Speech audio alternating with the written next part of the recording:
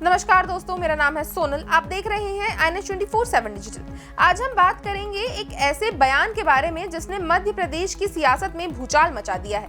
जी हां, हम बात कर रहे हैं पंचायत एवं ग्रामीण विकास मंत्री प्रहलाद पटेल के उस बयान की जिसमें उन्होंने जनता को भिखारी करार दे दिया है। इस बयान ने न सिर्फ सरकार की छवि को सवालों के घेरे में ला खड़ा किया है, बल्कि बीजेपी और कांग्रेस के बीच सियासी टकराव भी शुरू कर दिया है। तो आइए जानते हैं क्या है पूरा मामला। बीते शनिवार मंत्री पटेल राजगढ़ जिले के सुठालिया में एक जनसभा को संबोधित कर रहे थे।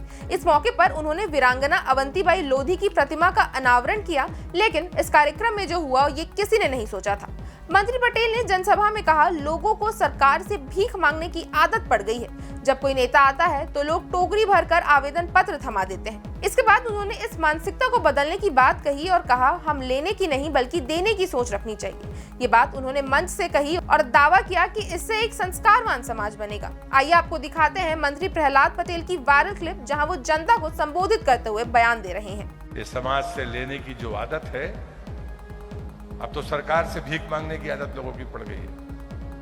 नेता आते हैं तो कागज, एक टुकड़ा तो कागज मिलते हैं उनको, मंच पर है माला पहनाएंगे और एक पत्र पकड़ा देंगे।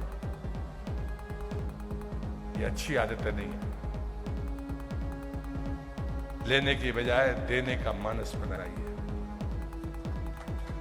मैं दावे से कहता हूं, आप भी सुखी होंगे और एक संस्कारवान समाज को हम खड़ा करेंगे।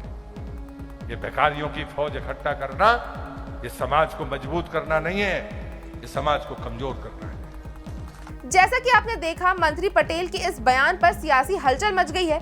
कांग्रेस ने इस पर कड़ी प्रतिक्रिया दी है। प्रदेश कांग्रेस कमेटी के अध्यक्ष जीतू पटवारी ने इस बयान की निंदा करते हुए कहा, प्रहलाद पटेल ने जनता को भिखारी कहकर उनके दुखों और आंसुओं का अपमान किया है। पटवारी का कहना था कि ये बयान दर्शाता है कि बीजेपी सरकार आम लोगों की समस्याओं के प्रति संवेदनशील नहीं है और सिर्फ अपनी राजनीति कर रही है। इस बयान को लेकर नेता प्रतिपक्ष उमंग सिंघार ने भी सवाल उठाया है।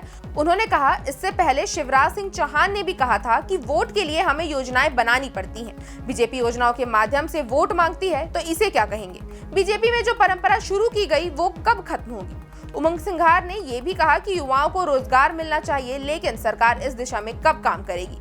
देखिए, मैं समझता हूँ कि आम जनता के काम करना सरकार के मंत्रियों का फर्ज है, लेकिन गरीब है, निश्चित तौर से कोई रहता है तो पीड़ित पक्ष स्वाभाविक न्याय के लिए आता है, तो वो भिखारी नहीं हो सकता। दूसरी बात ये कहना चाहूँगा, प्रहलाद पटेल जी बड़े गंभीर और वरिष्ठ मंत्री है, तो उन्होंने किस भाव से कहा मुझे नहीं पता, लेकिन मैं इतना जरूर कहना चाहता हूँ कि प्रदेश की जनता को आप भिखारी कह रहे या किन को भिखारी कह रहे, भारतीय जनता पार्टी की सरकार को स्पष्ट करना चाहिए। और रही योजनाओं की बात, उन योजनाओं पे हमें फोकस करना चाहिए सरकार को, जिससे सभी वर्गों का, महिला हो, युवा हो, उद्यमी हो, किसान हो, उनका कैसे फायदा हो सके, तभी प्रदेश आत्मनिर्भर हो।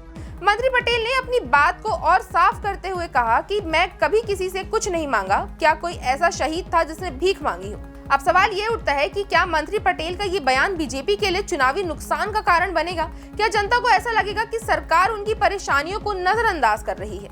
आपकी राय क्या है इस खबर पर? हमें कमेंट करके जरूर बताएं। अगर आपको ये वीडियो अच्छी लगी हो तो इसे लाइक करें और चैनल को सब्सक्राइब करना ना भूलें।